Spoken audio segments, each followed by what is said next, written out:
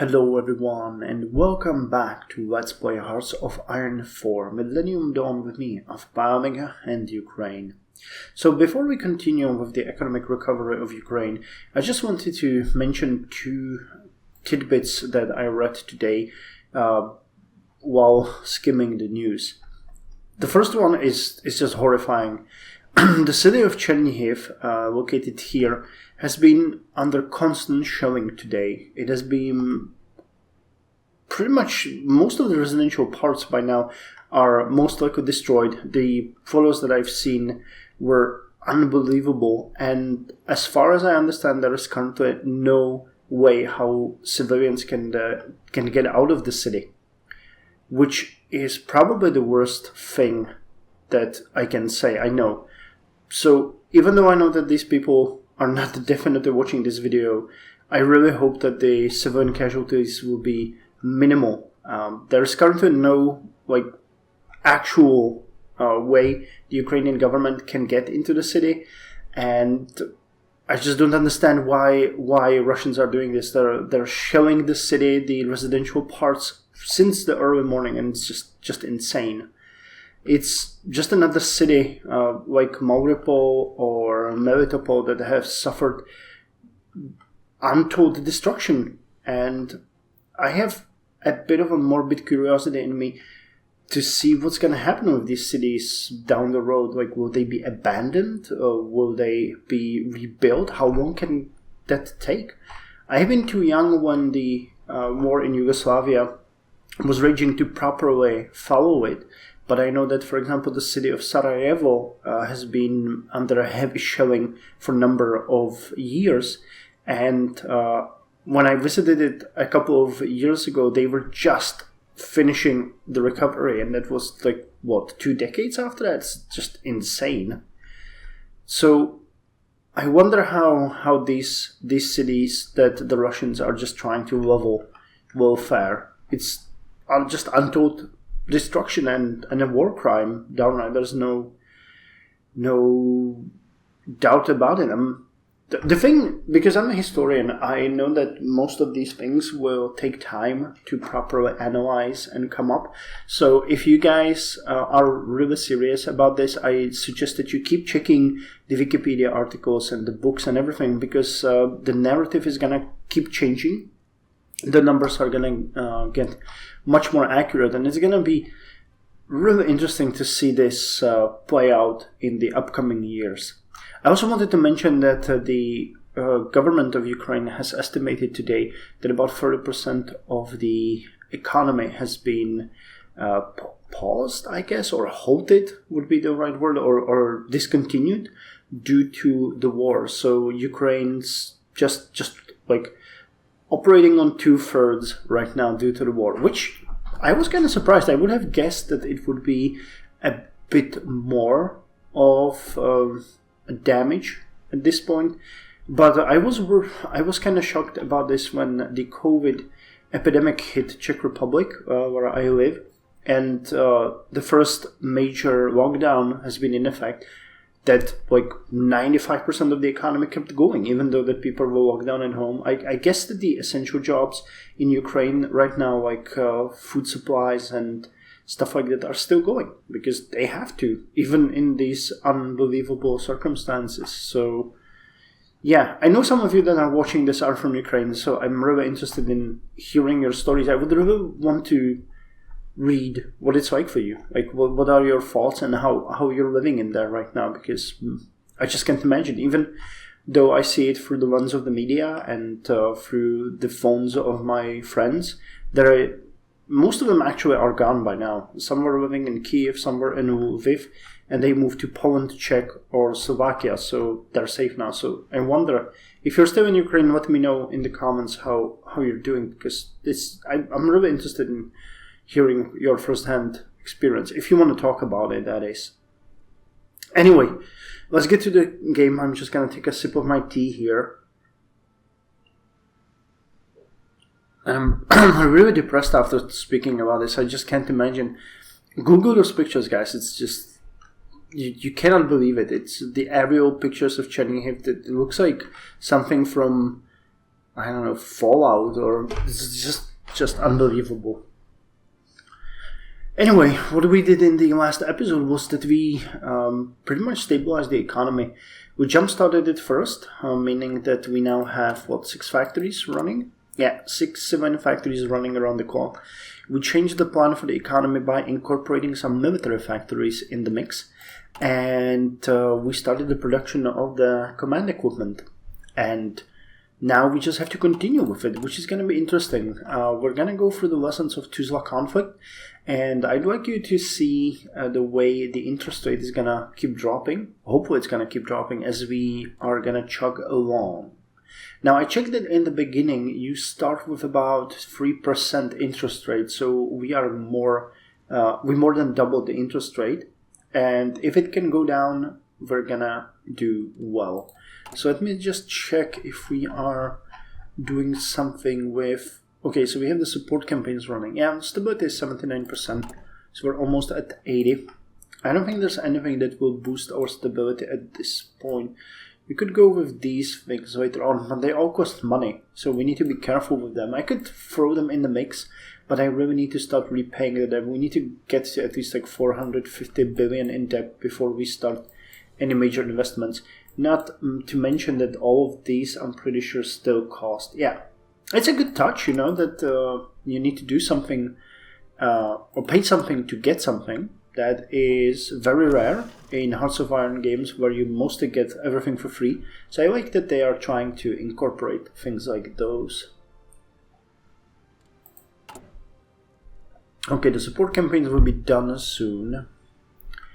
I really think that we might continue with the courting the local leaders because it's helping us immensely. The tax cost, the monthly population, those are really good bonuses. So why not? We'll see if that can work.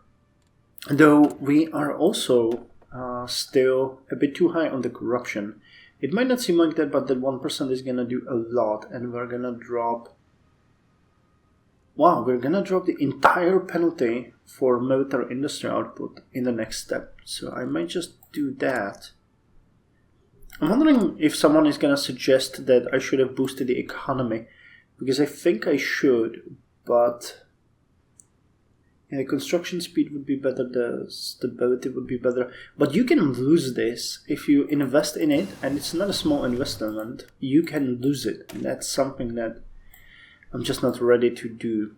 So data mining is done. Production efficiency growth is increased by 5%. Research speed increased by 3%. The machine learning, yeah, that would increase the penalty for resources, for lacking the resources. So let's do what I promised to do, and we're going to start with the research of the C3I Star equipment. Command and control equipment is the system empowering leadership to exercise authority and direction over assigned forces for the accomplishment of mission and tasks.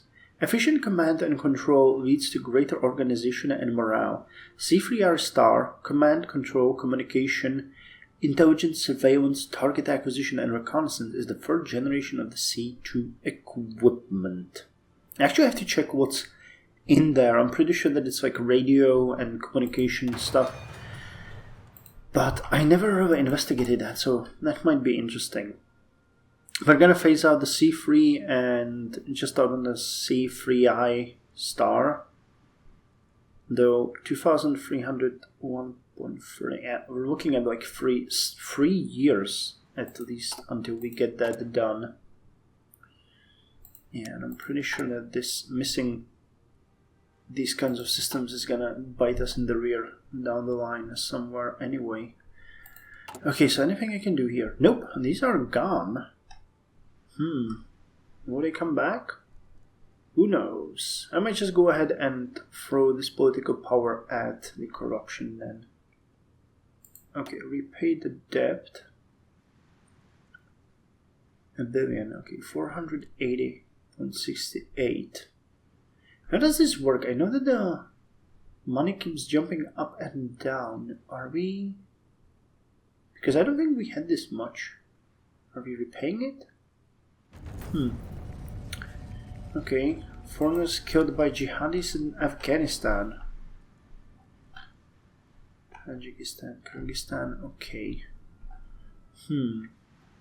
Okay, so you seem to be not coming back.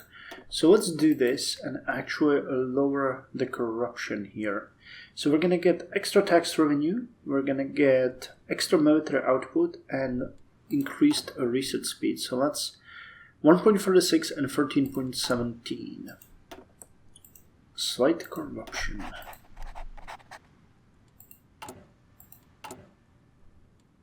Okay, 1.42 and 13.64. Nice. And the kleptocracy has been removed. Awesome. Didn't we already remove it before, though? Kinda confused. I thought that we did.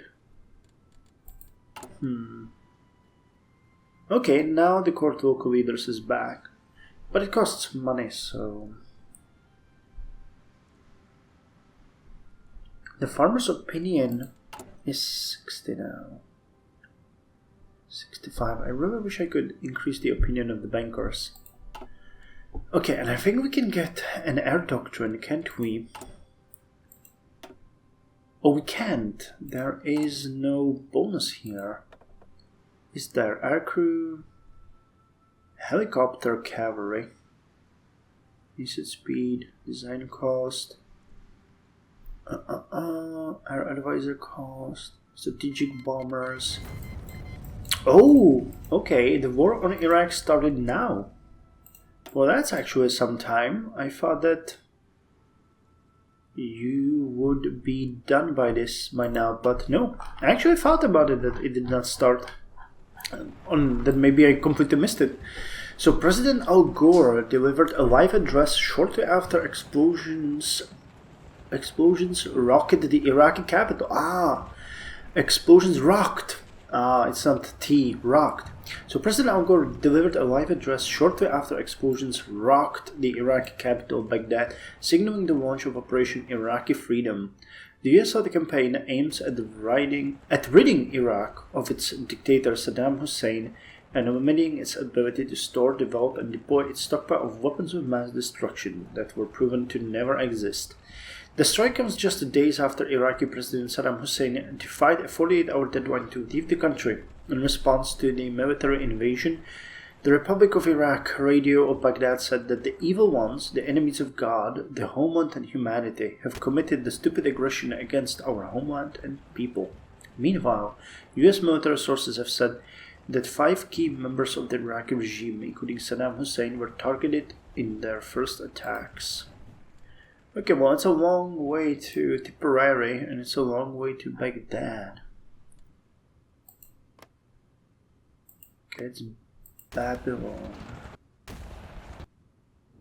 It's kind of interesting that there are two urban provinces split by a river. That must be an interesting... Oh, holy hell, they breached immediately. Last time they were fighting there for so long, and now they already got, like, the entire south. I guess they caught Iraq by surprise this time. Huh. Well, didn't see that coming. Not gonna lie. But this is good. And how's the income? 0.32. Almost 33. So you can repay that. I'm hoping that by repaying parts of the debt, the game is gonna start pushing the interest rate down. But I guess it might be more about the debt to GDP ratio than you actually actively repaying the debt, which is sad because that should actually matter as well. But oh well. Anyway, I haven't really looked at the air doctrines yet. We have 2 choices, operational integrity and the battlefield support, which we took last time. And I think we're gonna take the same approach as last time. Fighter extra agility. Radical political shift in Vatican City, really? After protests against poor financial policies and ever-growing debt, the old leadership of the Vatican City has agreed to opposition demands to step down. Oh, hello. We haven't had you in a while. Crack down on them or let them protest. I think we're gonna have to crack down. No, actually, we could let them protest, but That is still a bit dangerous. Because that would put us to 13. I think we can crack down on them. The stability of the regime is fine. So let's crack down on them and make sure that they know what's going on. And actually, Vatican City, are you a separate nation in the game? You are. And the leader is Samuel Serra. Focus on offense. He's ruthless. Man, giving Vatican some kind of role could be pretty cool. Though I don't know. I can't imagine how that would work, honestly.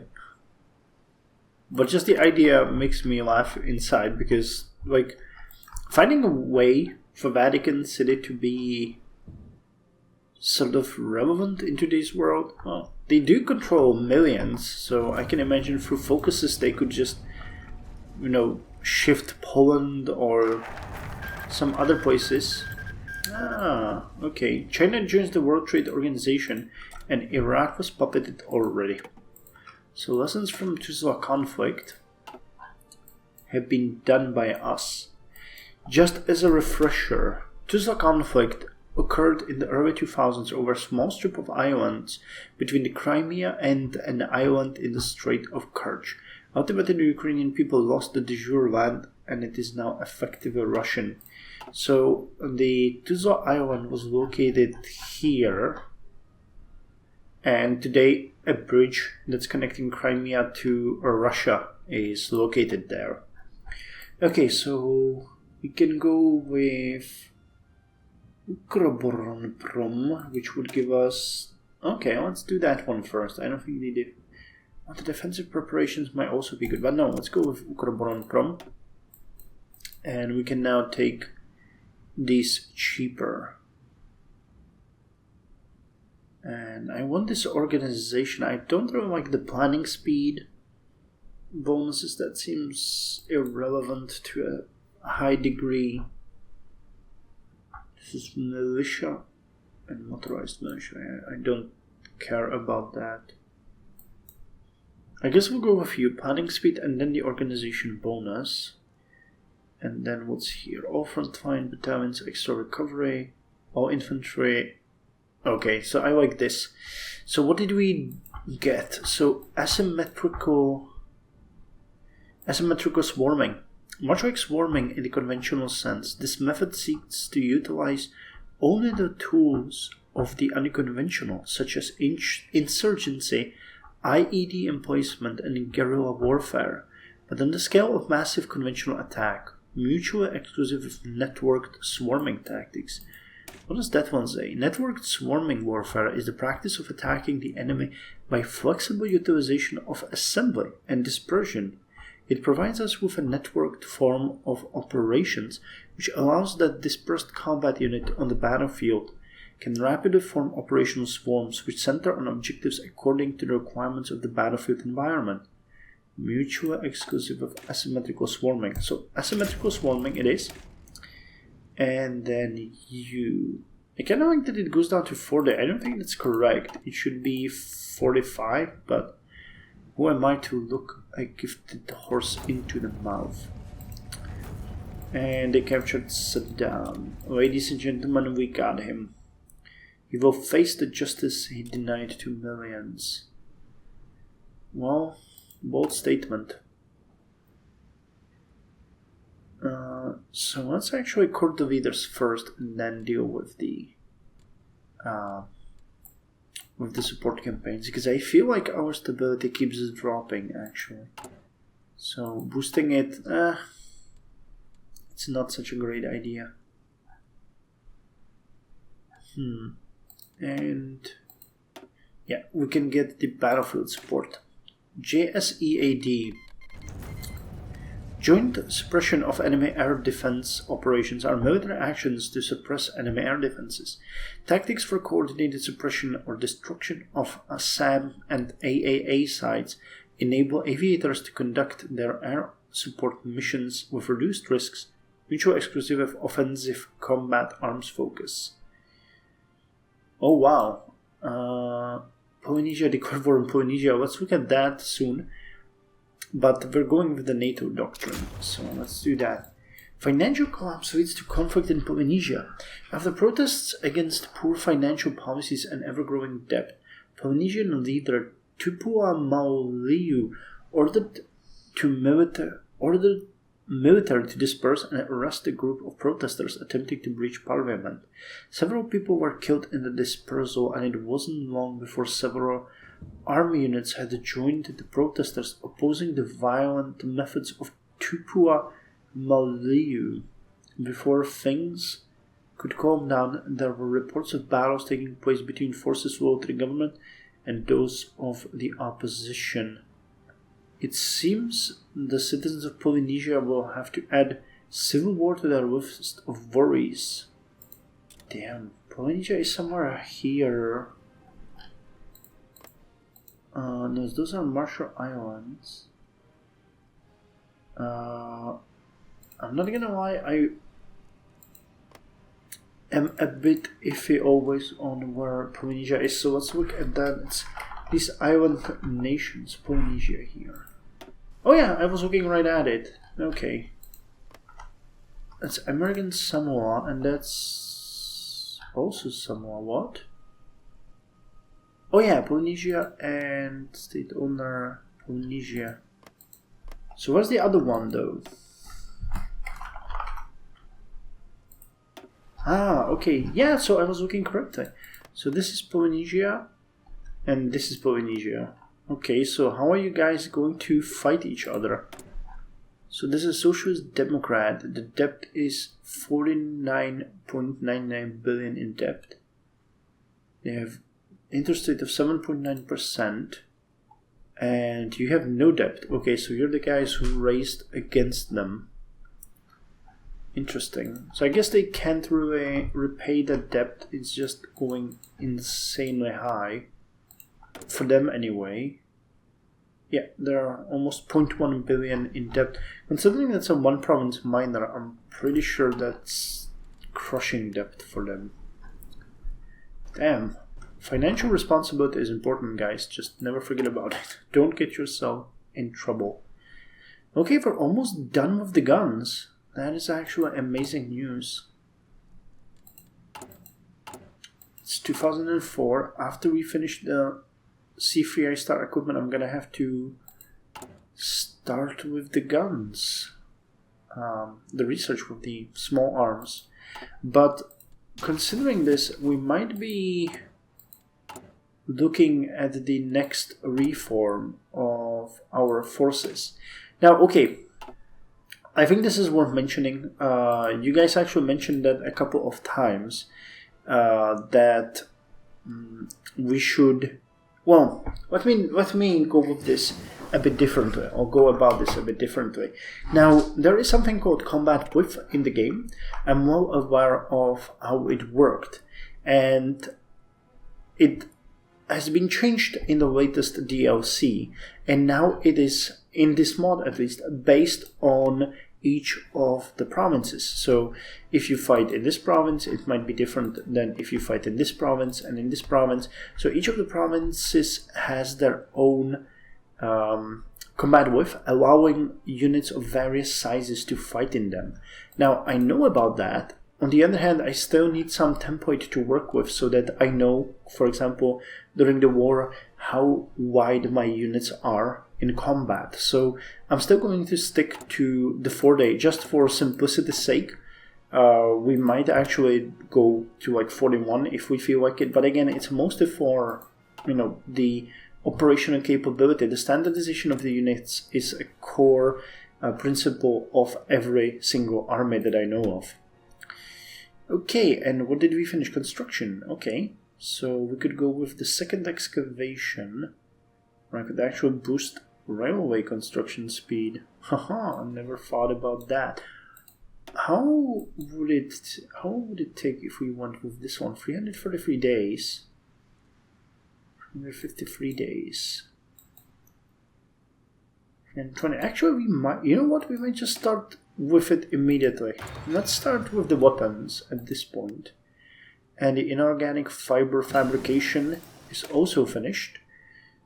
And I think I don't want to start that. So let's start with the resource excavation 2. New techniques help us collect resources more efficiently.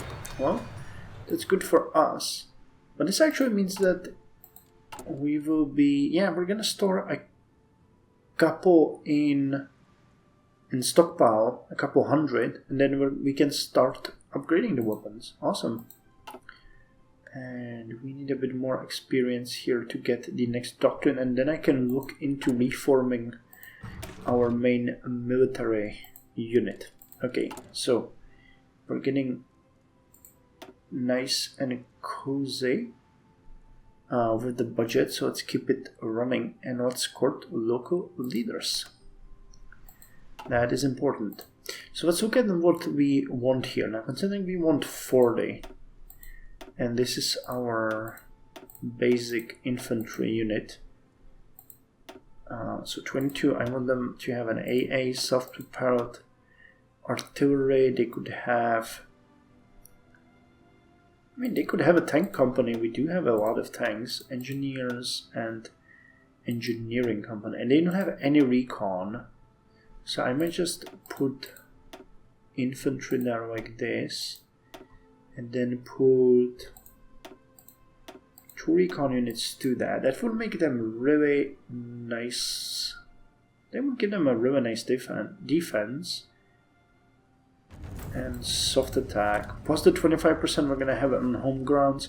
This is cheap and easy unit that would have good fighting capabilities in harder terrain.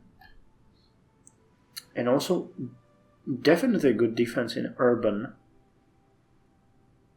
So this could work. It would need 51 experience though. Okay.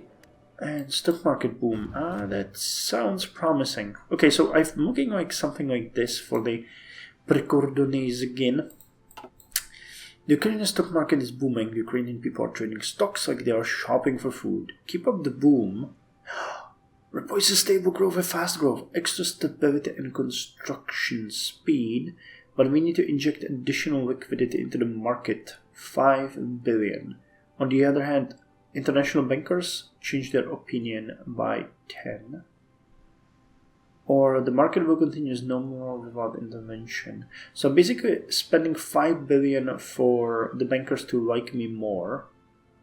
I think that is a good idea. I have no idea if they can lower the interest rate further, but I'm gonna risk it and keep up the boom. So let's get money for the debt.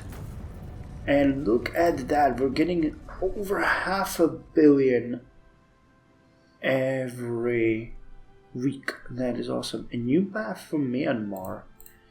Now, do you guys... No, interest rate is still -1, but everything else is much higher. Office sector increased, daily provost and support, provost and diplomacy. And the resource gain efficiency 5% is pretty good. Okay, and... Oh, I can do navy. Okay, so I haven't really shown this before, but we have the trade interdiction, we have the raider patrols, we have the capital ship raiders, and we have the battle fleet concentration. So now we can do the floating fortress. With battleship on the highest alert, we will always be prepared to respond if the enemy dares threaten our waters. Capital ship armor and organization. Also do capital ships? Yeah, that's not something that I want. Okay, I did missile cruiser, but... Carrier organization or sub... Well, let's get it anyway. Which reminds me, how are we doing with the 3rd of August?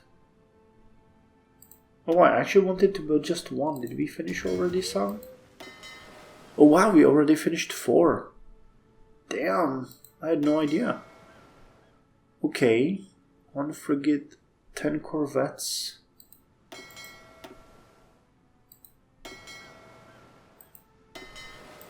So we have 5 frigates now and 10 corvettes. Okay, it's the same thing as before. I forgot that we actually were doing this, so... But yeah, that's good. The navy is stronger, and I'll have to name those. You guys provided me with a lot of interesting names. So I'm going to use those in the upcoming episode once I dig them up from my notes, because I don't want to do that during the episode. And the second doctrine is here. Eternal recurrence. Through study and through study and as evidence in the field, coin operations as they have been instructed to be carried out and how they are actually being conducted are two very different things. We must ensure that our units adhere to the doctrine set forth for coin. Actually, I don't know what this is. What this is meaning. Coins here. It's probably infantry. Combined operations infantry. Could that be it? I guess so. Combined operations infantry operations. If we are to make any visible progress as the current path is evidenced to be ineffective. If you know what this means, just let me know. I don't think it has been mentioned here before. So let's unlock that. Extra organization, and Iran gains SCO membership. Okay, that's good. It's good for us. Okay, airpoints are available in reserve. We're getting the Ukroboron Prom. The IFVs are gonna come, but this is just amazing. The money that we're getting is just amazing. Still though, the interest rate is pretty high. But with the boom that's happening now, our stability is 80.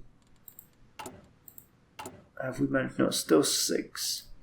But I think that at this point it might actually be safe for us to lease the industrial complexes.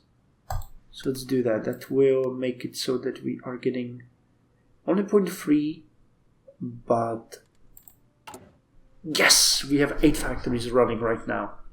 Awesome. That's going to speed up the construction severely. The extra 2 will make it so that we are much better off. So how are you going to be recalculated? To 0.322 or Italian election. Massimo Di Alma forms a new government. Is it Western? Yeah, Western outlook. EU seems to be doing well. So that's something. Yeah, 0.245. That's okay. You know, we can do it.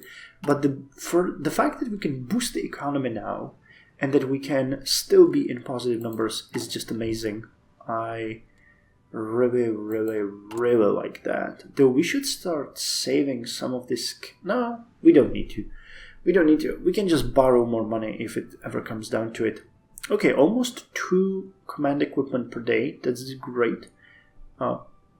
Are producing almost 15 small arms per day, and we are producing almost 1 APC per day. The efficiency is almost maxed though, so we're not going to get to 1 per day, but this is like 0.8 per day, so that's pretty good. Pretty good. Now, why this is important is that we are moving the older ones to stockpile, so when I decide to reinforce our units, I need to keep these ideas in my mind so that we have them at least as good as possible. Even if they're, using aged equipment, it's still going to be important. For example, the self-propelled anti-air is awesome. We can just add it to every unit. We can add more artillery, the self-propelled artillery, and the main battle tanks. We'll, switch them into better models when we can. But until then, this is the best as we can do. Okay, so establishing Ukroboronprom will allow us to compete better in the world's arms market. The Bureau will participate in military technical partnership with many foreign powers and domestic companies. Crafting a new agency will allow the best management to focus on strategic decisions and long-term programs for our defense industries. So that's great. That means that we are getting a bonus to the IFV research. And wow, this is still taking forever. How come? 343 days? Was it that long? Well, I guess it was probably much more demanding than this one. Base cost 450 days. Yeah, base cost 525, and we're still a bit ahead of time. So, yeah, slight corruption, veteran difficult. GDP per capita is actually GDP per capita has effects. I had no idea. Yeah, let's look at that. $11.7 thousand. Monthly population is lowered by 115%. Research speed is lowered by nearly 12%. Stability lowered by 9%. Okay, so that's why we can't really go higher, because it's the GDP that's screwing us over. Okay. But I think we will eventually start lowering, saving these monies into the fact that we can lower corporate taxation. But we'll see. Okay, defensive revisionism. Several events in the past years have shown us that it is time for Ukraine to rethink its defensive strategies. We should consult our general staff to build a new station for our people. Well, let's do that. And with that said, I will see you in the next episode where we are going to continue this. Now, I think we're set in our path, so I might just jump a bit ahead and then come back with an update. Maybe, probably at the end of this year. I'll see. Anyway, thank you very much, and I'll see you next time with more Ukraine.